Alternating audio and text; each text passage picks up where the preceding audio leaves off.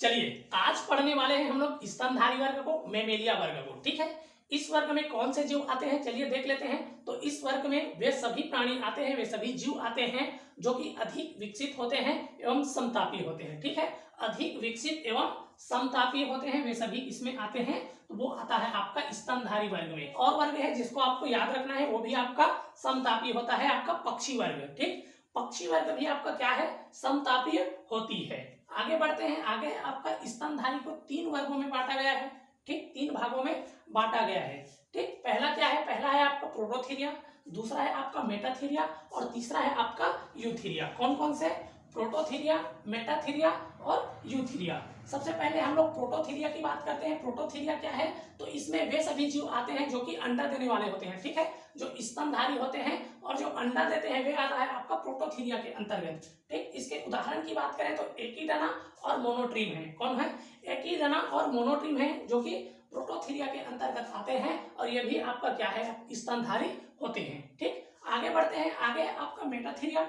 Metatheria में कौन से जीव आते हैं, ये ना तो आपका अंडा देने वाले होते हैं और ना ही आपका पूर्ण विकसित बच्चे को जन्म देते हैं। ठीक, जो उदाहरण की बात करें तो आपका कंगारू है।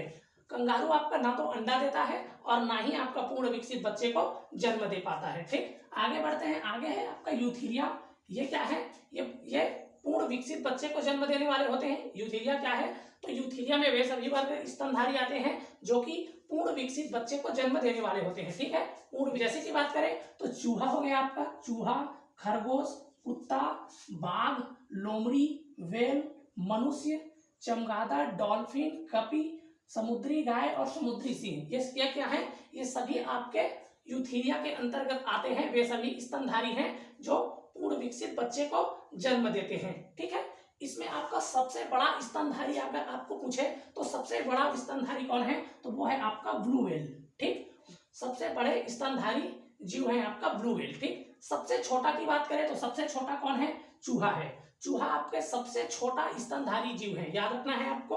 ठीक, आगे बढ़ते हैं। अगर आपको ये पूछ ले कि सबसे विशालतम दांत वाली व्हेल कौन सी है, तो वो है आपका स्पर्म व्हेल। ठीक है, स्पर्म व्हेल है आपका सबसे विशालतम दांत वाली व्हेल। ठीक है, अगर आपको ये पूछ ले कि सबसे बुद्धिमान जलीय जीव कौन है, तो वो कौन है, आपके डॉल्फिन है जो कि सबसे बुद्धिमान जलीय जीव है। गंगा नदी के तट पर बसने वाले जो डॉल्फिन है उसको आपका राष्ट्रीय जलीय जीव घोषित किया गया है। आगे है वानर, भी आपका स्तनधारी के अंतर्गत आते हैं और स्तनधारी के अंतर्गत किसके आते हैं, यूथीरिया के अंतर्गत आते हैं। ठीक है, वानर के 2 उपवर्ग होते हैं। कौन कौन से, एक तो कपी वर्ग होता है और दूसरा होता है आपका वानर वर्ग।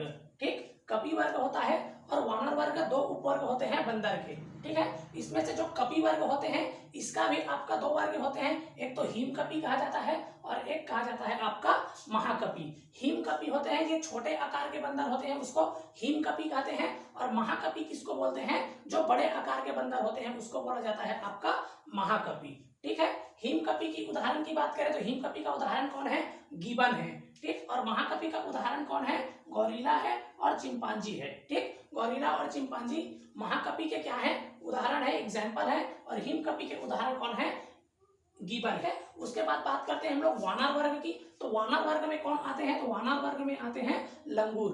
ठीक है, और याद रखना है जो बबून है वो विश्व का सबसे बड़ा बंदर है। ठीक है, बबून ये क्या है,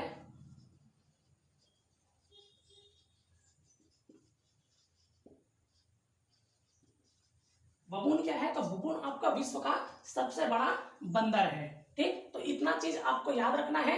चलिए आज की क्लास को यही खत्म करते हैं, फिर मिलेंगे ऐसे ही किसी वीडियो के साथ। तब तक के लिए आप स्वस्थ रहिए, मस्त रहिए और पढ़ते रहिए।